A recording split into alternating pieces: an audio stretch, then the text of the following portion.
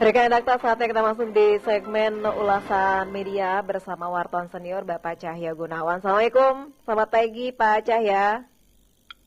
Waalaikumsalam warahmatullahi wabarakatuh. Selamat pagi Mbak Ulfi. Ya Pak Cahya, kita membahas terkait dengan Presiden yang kemarin menghadiri dari Kejaksaan ya Pak ya, terkait uang yang diterima oleh negara terkait dengan hasil korupsi, benar seperti itu ya Pak ya? Silakan Pak. Ya Mbak Ulfi, kemarin Presiden Prabowo Subianto dan sejumlah menteri yang lain, yaitu Menteri Keuangan, Menteri Kehutanan, dan tentu saja Jaksa Agung, karena tempatnya di Gedung Bundar ya, di Kejaksaan Agung, itu menghadiri acara penyerahan dana dari penyelamatan keuangan negara oleh Satuan Tugas Penertiban Kawasan Hutan atau Satgas PKH. Uangnya itu sampai 6,6 triliun. Kalau kita lihat tayangan videonya kemarin, itu uang memang numpuk, ditumpuk itu bertumpuk ya di gedung Kejaksaan Agung itu. Dan itu uang sebesar 6,6 triliun itu akan telah diserahkan dari Kejaksaan Agung kepada Kementerian Keuangan dan disaksikan oleh Presiden. Artinya prosesi penyerahan ini, uang hasil dari uang dari penyelamatan keuangan negara ini akan dimasukkan ke dalam kas negara APBN ya, maksudnya menjadi uang negara gitu, yang akan digunakan untuk pengeluaran untuk kebutuhan negara dan rakyat Indonesia ya. Jadi kalau menurut Menteri Keuangan Purbaya, itu uang 6,6 triliun itu akan digunakan untuk menambal potensi defisit APBN 2025 yang membengkak di akhir tahun ini. Nah, uang itu juga akan digunakan untuk menjaga defisit APBN tetap di bawah ambang batas 3%. Jadi kalau sebelumnya kan dulu ada uang berapa 13 triliun ya dari dana sawit itu. Iya, sebelumnya nah, itu uang itu akan digunakan untuk beasiswa LPDP, Mbak. Kalau itu jelas oleh Menteri Keuangan. Nah, waktu itu dijelaskan oleh Menteri Keuangan seperti itu. Nah, yang ini, yang uang 6,6 triliun itu akan dipakai untuk menambal defisit APBN. Nah, jadi saya nggak kebayang ya, itu saya nggak lihat langsung soalnya, kecuali dari pemberitaan. Uangnya 6,6 triliun dipajang loh. Iya, benar. Dari foto, dari videonya itu ya luar biasa lah ya, banyak sekali itu. Nah, tapi itu tadi, kalau lihat dari pidatonya Pak Prabowo, dengan berapi-api dia mengatakan dia rela mati bersama rakyat untuk membela rakyat lagi, kira-kira gitu. Poin lain dari pidato Presiden yang sangat bombastis itu Satgas PKH ini, Satgas penertiban kawasan hutan ini dalam operasinya di lapangan menghadapi berbagai kendala ya, hadapi preman lah, apa segala macam, dan itu semua tidak ada dalam pemberitaan, tidak dikamerakan. Jadi Presiden dalam pidato kemarin itu melukiskan bagaimana perjuangan Satgas penertiban kawasan hutan ini mendatangi korporasi-korporasi yang bergerak dalam bisnis hutan ya, termasuk mungkin penebangan hutan juga ya, atau sawit. Hadapi itu tadi tantangan, masalah, ada preman dan segala macam lah, kira-kira gitu. Nah, itu barangkali Mbak Ulfi informasi yang terakhir yang kita amati ya. Oh iya, satu lagi Mbak Ulfi, ini bencana itu di Aceh banjir masih terjadi kemarin hari Rabu. Ya, benar. Tadi malam ya. Ya. Jadi di Bener Meriah, di Pidijaya itu kembali terjadi banjir. Jadi mari kita bantu warga ya. Ya siapapun lah ya, warga atau pemerintah. Sekarang ini warga secara otomatis ya memberikan bantuan, dukungan untuk korban bencana di Sumatera dan Aceh, terutama di Aceh karena ini masih terjadi hujan dan banjir. Ya kita wajib peduli lah untuk saudara-saudara kita yang kena bencana. Dan ini ada informasi terakhir tuh saya lihat sepintas ini di pemberitaan. Pemerintah sekarang membuka bantuan dari asing untuk di Sumatera dan Aceh. Makanya banyak komentarnya kenapa baru sekarang gitu. Iya benar. Nah jadi kelihatan gagapnya di sini pemerintah menghadapi bencana ini gitu. Iya. Jadi itu juga helibox itu bantuan yang diturunkan dari atas pesawat itu. Ternyata ini Mbak Ulfi, itu ada tata caranya. Jadi begitu supaya nyampe ke bawahnya itu dia hancur, itu ada caranya gitu. Tidak seperti yang dilakukan oleh Gubernur Sumatera Utara sebelumnya, Bobi Nasution. Jadi bantuan ditujukan begitu aja. Nah jadi packagingnya itu, kemasannya itu harus dibikin sedemikian rupa. Kemarin ada tutorialnya itu. Ada salah satu anggota TNI Angkatan Udara yang dia memberikan tata cara bagaimana mengemas bantuan untuk korban bencana yang dilakukan dari udara. Itu namanya helibox. Itu udah turun juga. Nah, sekali lagi pertanyaannya kenapa baru sekarang? Tapi yang apa-apa daripada tidak sama sekali ya kan? Terlambat juga apa-apa. Itu juga saya dapat informasi dari Garuga ya, Tapsel itu Tapal Selatan Sumatera Utara. Alat berat sudah mulai diturunkan, alat berat yang dari ini loh perusahaan swasta Toba ya punyanya Pak Luhut itu dan Kementerian Kehutanan untuk menyingkirkan gelondongan-gelondongan kayu yang dibawa dari hutan akibat penebangan itu dalam banjir kemarin. Itu mungkin update-nya, Mbak Ulfi. Baik. Kita balik lagi ke uang yang diterima oleh negara. Kira-kira akankah ada lagi uang-uang yang akan diterima dalam kasus yang sama atau yang berbeda nih Pak? Tentu kan bisa menambah pemasukan negara ya Pak ya? Ya kalau lihat dari ini kan pemerintah dalam ini Presiden Prabowo ini memerintahkan Kejaksaan Agung untuk membuat Satgas penerbitan kawasan hutan ini, artinya kan kenapa sampai dibentuk Satgas berarti ada persoalan serius nih dalam pengelolaan hutan kita gitu. Jadi akibat izin yang diberikan secara ugal-ugalan dalam rezim pemerintahan sebelumnya dan yang diberi izin itu dia tidak memenuhi kewajiban sebagaimana seharusnya. Ya kewajiban itu bisa dalam bentuk pajak gitu kan. Maka lalu kemudian dibentuk Satgas ini. Jadi mereka sudah dikasih izin, sudah menebang hutan, menyebabkan banjir, dia nggak bayar pajak juga. Nah saya menangkapnya seperti itu.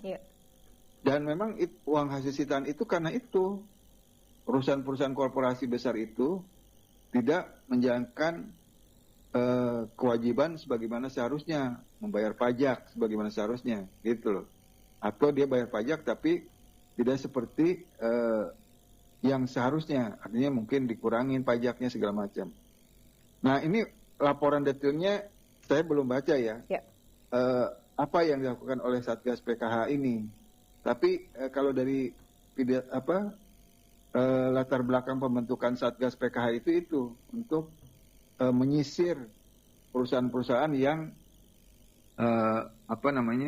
yang mendapat izin untuk pengelolaan hutan tapi tidak membayar kewajiban sebagaimana seharusnya, bahkan sudah merusak alam. Ya ini kembali lagi Mbak, sekarang mungkin paradigmanya harus dirubah oleh pemerintah. Jadi pemerintah harus bisa menyelamatkan lingkungan, alam dan lingkungan agar tidak seperti terjadi banjir seperti yang terjadi di Sumatera dan Aceh. Ini kan menelannya, jadi jangan sampai nyawa manusia itu dianggap murah ya. Ini kan kemarin bencana di itu tuh kan 1.000 lebih yang meninggal. Nah itu kembali lagi kepada, ini ada kaitannya itu semua dengan Satgas PKH. Jadi kalau menurut saya Satgas PKH ini tidak hanya menyisir mengambil uang-uang dari korporasi itu, tapi juga sekaligus menertibkan kegiatan operasinya.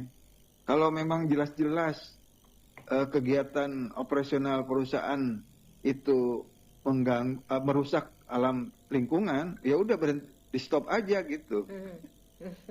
Ya, daripada kemudian menyebabkan bencana banjir dan menelan korban manusia, ya kan lebih baik alam dijaga gitu. Apalagi ini kan masalah hutan ini bukan hanya persoalan Indonesia tapi persoalan dunia, karena hutan Indonesia itu merupakan paru-paru dunia itu, Mbak. Jadi kenapa asing itu sangat antusias membantu para korban bencana itu tadi, karena mereka sudah menjadi korban dari keserakahan para pengambil kebijakan karena mengumbar izin-izin secara besar-besaran gitu, yang akibatnya alam jadi rusak, timbul bencana banjir bandang gitu, saya kira Mbak Pulvi. Baik Pak, kalau hal ini nominalnya memang segitu atau bisa berpotensi lebih nih Pak? Ya bisa lebih juga Mbak.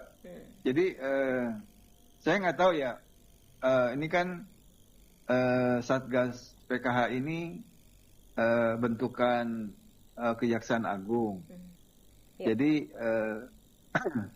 mereka menyisir korporasi bisar yang mendapat izin atau yang ilegal ya. Dia menertibkan itu usaha di kawasan hutan. Sangat mungkin akan tambah banyak juga, Mbak. Dan itu kan akan menjadi baik untuk gitu. Ya, baik. Pak, kalau melihat ketangguhan para Satgas ini, seberapa besarkah nanti kekuatan kita yang kita miliki, ataukah memang harus ditingkatkan lagi nih Pak untuk SDM-nya, kemudian kemampuan dan sebagainya, integritasnya terhadap bangsa, Pak? Ini kan Satgas PKH ini orang-orang dari Kejaksaan Agung, kejaksaan lah ya. Kejaksaan itu dia kan ada yang punya spesifikasi keahlian dalam intelijen, penyidikan, penyelidikan gitu. Jadi seperti halnya TNI dan polisi, mereka juga dalam menjalankan operasinya, dalam hal ini operasi PKH ini, pasti orang-orang kayak gitu yang menjalankan tugas. Dia misalnya menyusur kawasan hutan, itu pasti sudah punya data sebelumnya. Ini perusahaan ini menjalankan bisnis di bidang kehutanan tapi bermasalah, udah membayar pajak atau membayar pajak tapi kurang gitu. Nah itu sebenarnya yang saya lihat kemungkinan yang disasar oleh PKH ini gitu. Jadi aspek ekonominya Mbak, artinya aspek perusahaan itu lalai dalam menjalankan kewajibannya gitu.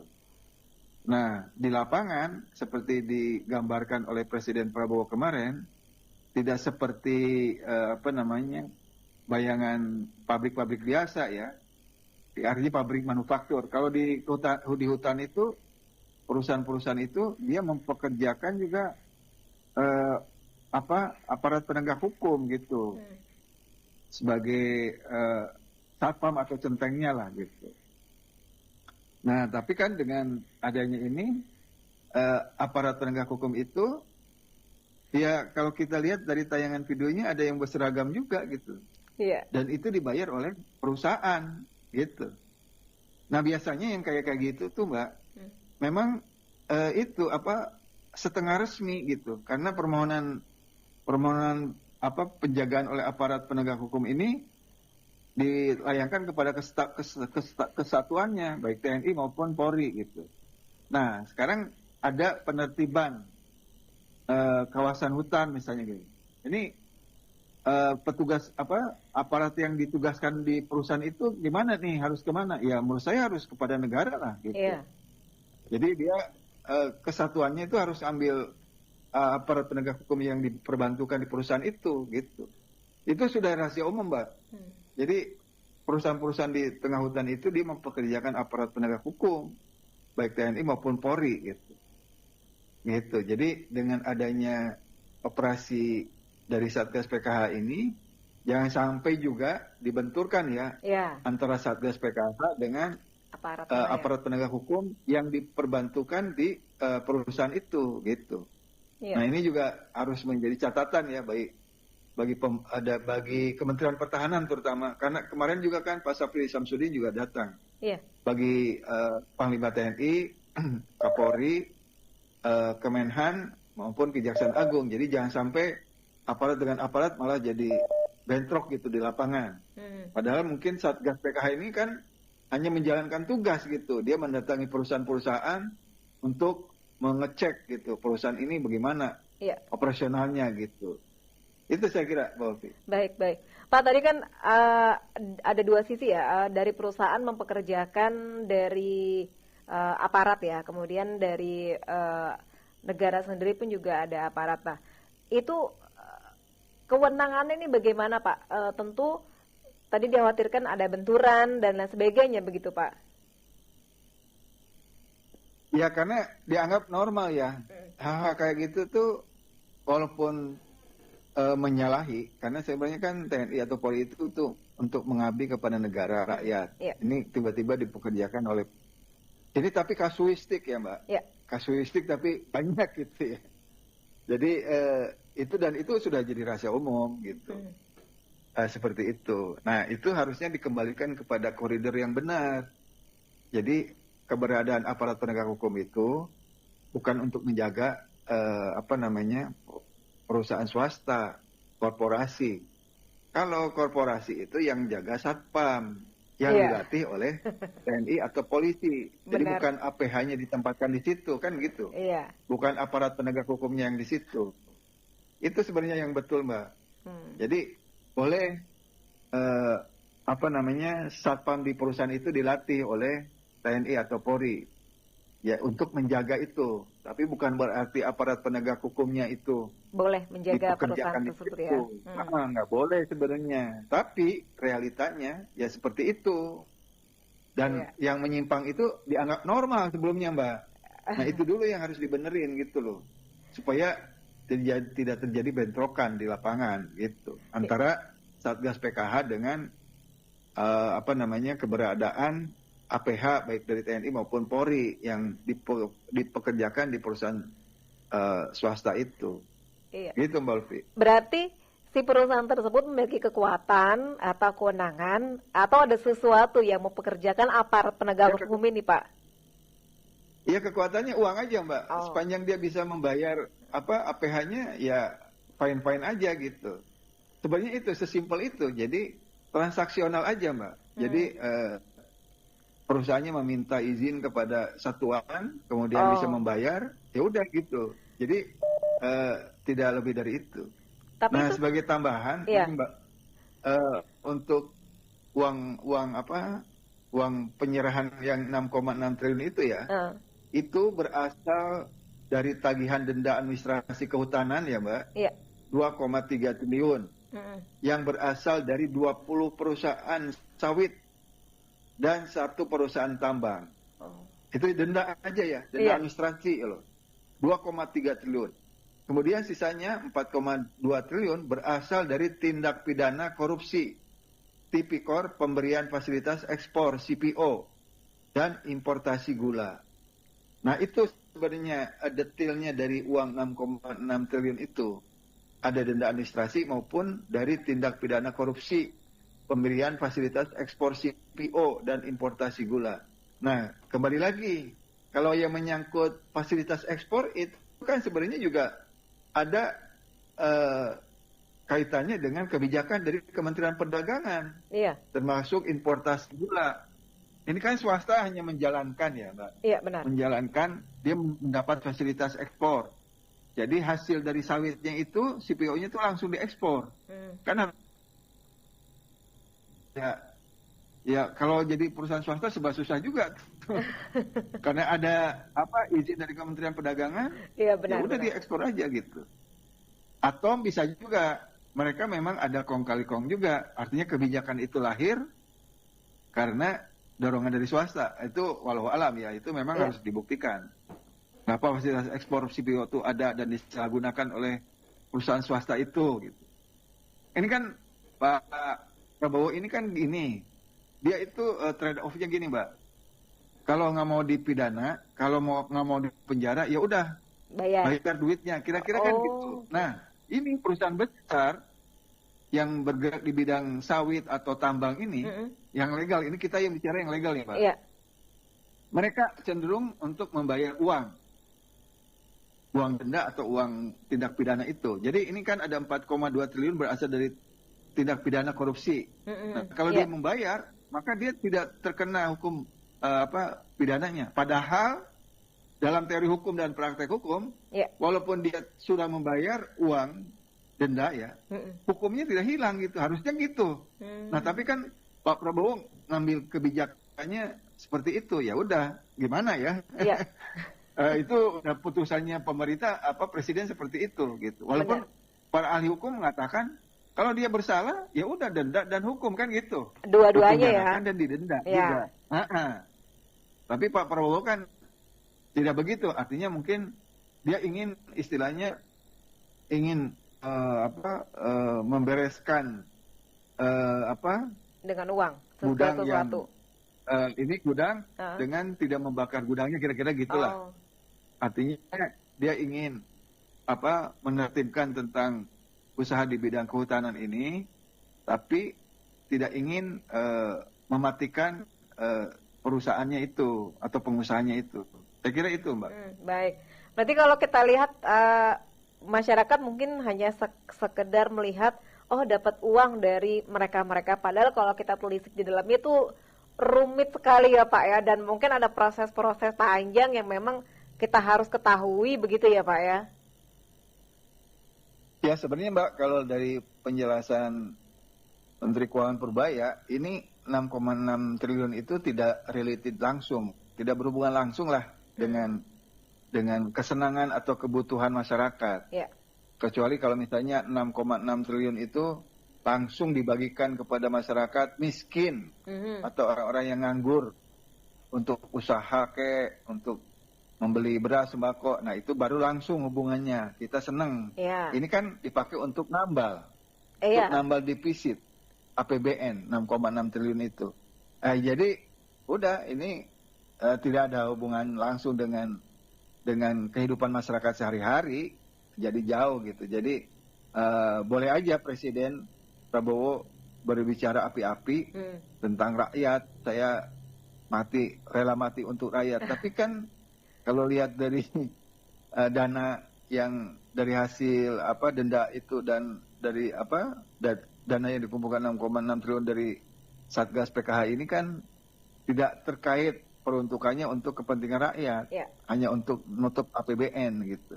Ya APBN untuk rakyat juga. Benar. Cuma kan nggak langsung ya. Ini nggak dipakai langsung. Ini hanya untuk nutup defisitnya, persoalan di APBN-nya kan gitu. Saya kira itu, Mbak Ufi. Baik. Terima kasih Pak Cahya sudah berbincang bersama Dakta di pagi ini. Sehat selalu. Assalamualaikum warahmatullahi wabarakatuh. Waalaikumsalam warahmatullahi wabarakatuh. Rekan Dakta, demikian ulasan media di pagi ini bersama wartawan senior Cahya Gunawan.